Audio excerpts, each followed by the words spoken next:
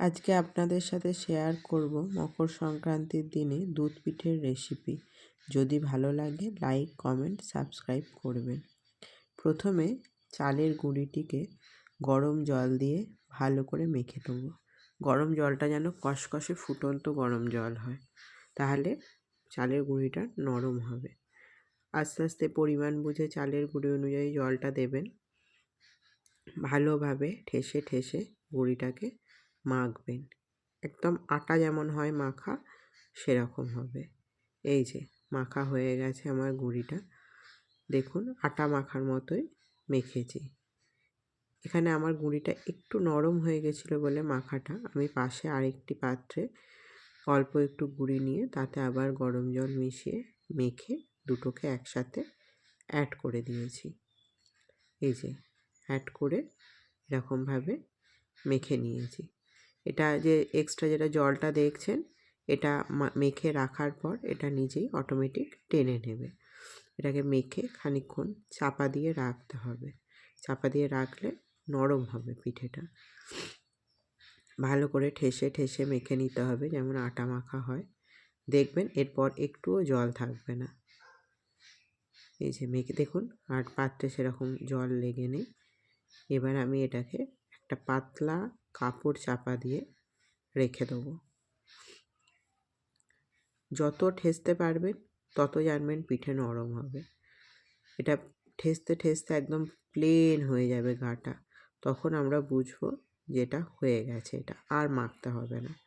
যতক্ষণ না গাটা প্লেন হচ্ছে ততক্ষণ আমাকে এটা মেখে যেতে হবে। আমার হয়ে গেছে, এবার আমি এটা চাপা দিয়ে রাখলাম। এরপর আমি একটা পাত্রে দুধটা ঢেলে দুধটা গরম করে নেব।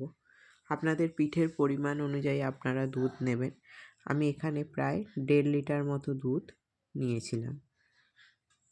এই যে দুধ ঢালা হয়ে গেছে, দুধটা আমি গ্যাসে বসিয়ে দিয়েছি ফোটার জন্য। দুধ আমার প্রায় ফুটেই গেছে।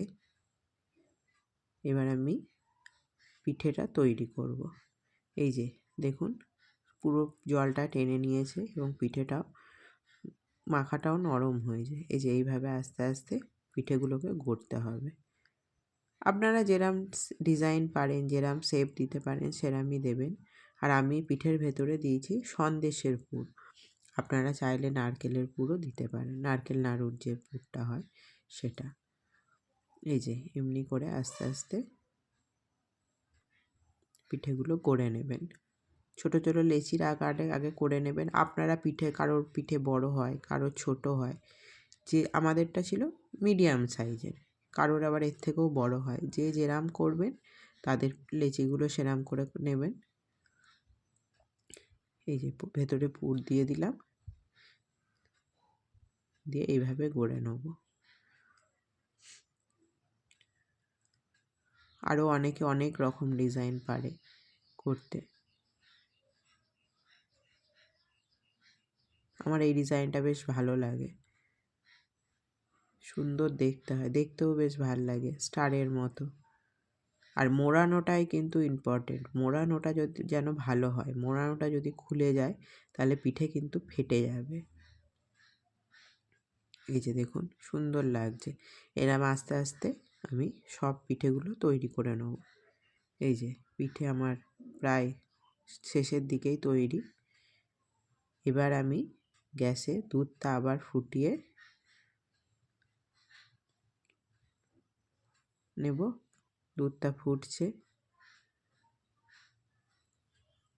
এই সময় গুড়টা আমি দিয়ে দিলাম।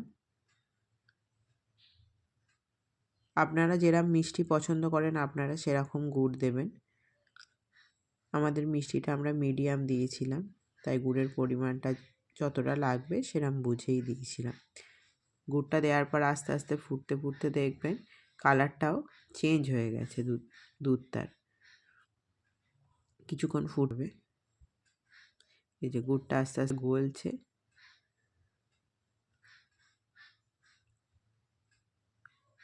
এরমভাবে নাড়াতে থাকবেন, নাহলে দেখবেন তলাটা লেগে যেতে পারে।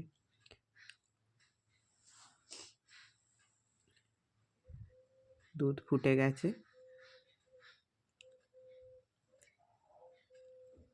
এবার আমি গ্যাসটাকে মিডিয়াম ফ্লেমে করে দুধটাকে আরেকটু ফুটতে দেবো, যাতে দুধটা একটু থকথকে হয়ে যায়, মানে একটু মোটা হয়ে যায় আর কি। তাহলে পিঠেটাও খেতে ভাল লাগবে দুধটা যত ঘন হবে।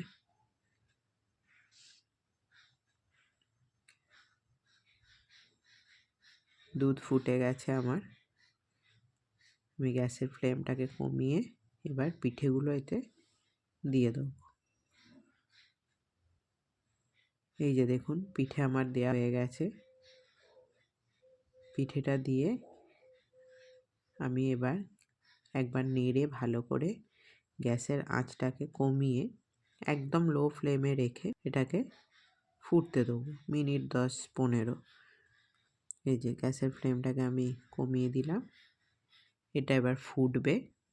একে আস্তে আস্তে নিজেই হতে দেবো, বেশি নাড়াঘাটা করলে পিঠেটা ভেঙে যেতে পারে।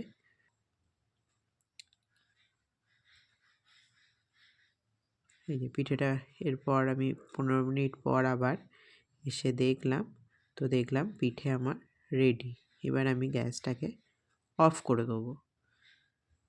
আপনারা পিঠেটা দেখলেই বুঝতে পারবেন হয়েছে কি হয়নি।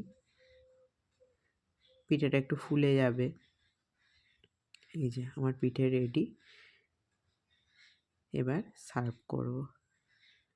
আমি এটা গরম গরমই সার্ভ করেছিলাম। আপনারা চাইলে একটু রেখে করতে পারেন। এই যত পিঠেটা থাকবে, ধরুন 1 ঘন্টা যদি পর সার্ভ করেন কি আধা ঘন্টা পর সার্ভ করেন, তাহলে দেখবেন দুধটা আরও মোটা হয়ে গেছে। এটা আমি গরমেই সার্ভ করেছিলাম বলে একটু দুধটা পাতলা লাগছে। এই যে পিঠে রেডি। যদি ভালো লাগে একটা লাইক, কমেন্ট, সাবস্ক্রাইব অবশ্যই করবেন। Thank you.